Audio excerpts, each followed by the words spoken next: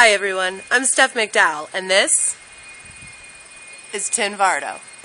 TinVardo is a 1971 Airstream land yacht Overlander model. She's 27 feet long from the hitch to the end with 24 feet of living space inside. Come on, let me show you around. As most renovators know, one of the most expensive things to replace on a vintage Airstream is window glass. One window can cost up to $500. I was lucky enough to find one with all of the original windows intact and in great shape, even the front windows, despite the missing rock guard, which of course I will be replacing. Of course, original windows means original seals and gaskets, most of which are all dried up and dry rotted, so those will have to be replaced too. The hitch and the tongue are pretty clean in regards to rust. Got two 40-pound propane tanks. Not really certain how I'm going to deal with the propane. In the research while planning things out, the redesign and everything, I've learned that it's kind of a necessity if I plan to camp without being plugged in, which is called boondocking. And I do want to be able to do that. And I also want to use an on-demand water heater, and I'm finding that for the price and the efficiency, the LP gas models seem to be the winners. So I'll have to figure out something. I've been asked about the name TinVardo. People are saying they've never heard it before, and that's because I made it up. It's a combination of two words, tin, because it's made of tin, aluminum, and Vardo, because that's what the Romani gypsies called their wagons that were also their homes. So TinVardo just made sense. As you can see, this particular Vardo is missing her characteristic Airstream shine, and that's because the original owner painted it, and unfortunately he passed away without letting anybody know why. So I have talked to a professional polishing tech. He says that despite the orange peel and some other stuff, that it is restorable with hundreds of hours, probably thousands of hours of work. So I think with that not being in the budget, I'll just go ahead and paint her again. I have a really cool scheme planned, and well, at least the sin of painting an Airstream isn't mine. TinVardo has zipped awnings all around. The patio on this side, and then on the other side there are two over the windows. I believe they are original. The blue and white striped material is still there with some small aging holes that are pretty easy to repair from what I understand. The tie-down straps are missing, so I'll have to get new ones to install. I don't think it'll be too difficult, but I am kind of excited about still having the original awnings on it. Hoping to do something with the rock guard in the front to kind of match the awnings. I think that would look really cool. The original exterior door and screen door made it through without much wear and tear. The seal in the door is pretty much shot, so it'll be one of the first things I replace before the snow starts. If it has been leaking and caused damage to the floor, it doesn't feel mushy or anything, but if it is, then I want to make sure I slow that down as much as I can until I can really dig in and see what's going on underneath the carpet. And I would like everybody to take note.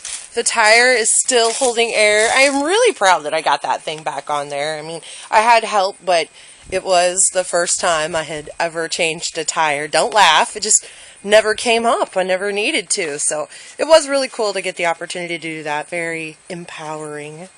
Airstreams didn't really have a lot in the way of exterior storage. Basements, as people in the RV world call them.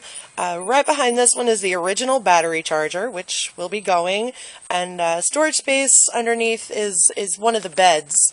So if you go in there and you look, you'll see you're underneath one of the beds on the inside. Back here is another storage compartment. It contains the battery. There are other various plumbing and valve connections going on under there. It all rests underneath the bathroom sink, and of course all of that's going to be coming out as well. TinVardo and I are sharing space here at the workshop debauché. So there's just bits of awesome randomness here and there. It's a little tight, but it's going to be a while before I really need to get any access to the water heater door or anything else out here, so it'll be fine. That's the outside. Come on in and let me show you the inner sanctum. Hey, welcome to my home. Well, my future home. Let me give you a tour. A little look around at what I'm starting with. This is the travel lounge area. It's got the table. It's got these really cool Vista View windows on either side. Those shades are supposed to slide up and down, but with years they've gotten a little sticky. Of course, there's the road dog Ginger just relaxing. It's complete with the original command center. It's a little gadget that's tied into all of the onboard systems, your water, propane, battery levels, that kind of stuff. A little barometer, thermometer kind of thing, let you know what's going on outside. With the rewiring, I think it's going to be a little too difficult to tie everything back in, but I've got a really cool idea with what to do with the spot. TinVardo's kitchen is all original, including the 4-burner LP gas cooktop, and the dual-sided sink still has both of the cutting boards with it. The only thing I think is not original, and I know that it's not because it's that microwave. The microwave is dated 1987, and this is in 1971. But what I do think is they took it back to the factory to have it installed, and they may have had the countertop replaced at that time too, because nothing else in the trailer is pink. So I'm not sure. The blinds are, and later accessories are, but all of the original colors are, 70s harvest gold and avocado green kind of colors. So that's what I'm thinking. I am going to pull that out of there. I don't use microwaves. I'd love to salvage the countertop, but it really depends on how easy it comes out. Definitely want to salvage the sink though. With the faucet coming through the countertop rather than through the sink, I have a lot of flexibility. I'm choosing a new faucet and still using the dual-sided sink. That's a pretty enviable thing in the land of RVs and campers. That, kids, is the original 1971 Dometic 2-way refrigerator. It runs on 110 volt and LP gas. Does it work? It looks like it's in pretty good shape, and with the good way everything else is, and is in good condition everything else is on board, I would venture a guess to say yes. Otto and I talked about ways to check it out, kind of test it to see if it works, so that may happen. It's either going to get recycled or sold, so if anybody's interested in this 40-year-old RV fridge, I've got one for you. I really love the pantry design. It's not very wide, but it is very deep. It's got several shelves on it. I may incorporate something like this in the new design. I really do like it. There's a lot of storage in there. It's got the overhead bins with the sliding doors. Those are the original sliding timber doors that Airstream's famous for. And it's got this double-sided closet. It goes right over the wheel well, but it is two-sided. There's some hooks and a bar in there.